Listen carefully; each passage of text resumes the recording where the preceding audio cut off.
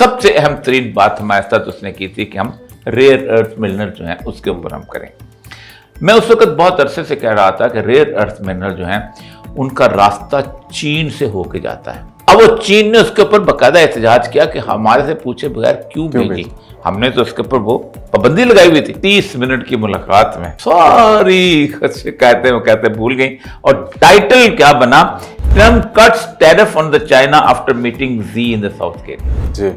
और फिर उसने कहा कि ट्रंप जो है वो तकरीबन एक तो ये 350 बिलियन डॉलर की उसने डील वहां साइन की। इतना बड़ा मफाद है कि चाइना के साथ कि चाइना को वहां से सोयाबीन ऑयल का मसला है जी, वो उसने अमेरिका से इंपोर्ट करना है। इनको रेयर अर्थ मेटल्स का मसला है। एक और जो चीज जो कि अहम है इसके अंदर और वो है फेंटाइल कंट्रोल जो है वो ओपियम का होता है, ड्रग्स के अंदर इस्तेमाल होता है, मेडिसिन में यूज होती है। ये अफीम, हाँ जी जी, अफ्यून जी जी, चाइना के अंदर, पाकिस्तान के अंदर भी है।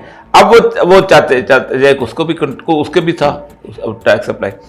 अब चाइना के साथ तो आपकी डील हो गई, ये तो हो गया चलो पक्का, उसने अमेरिका ने कर लिया।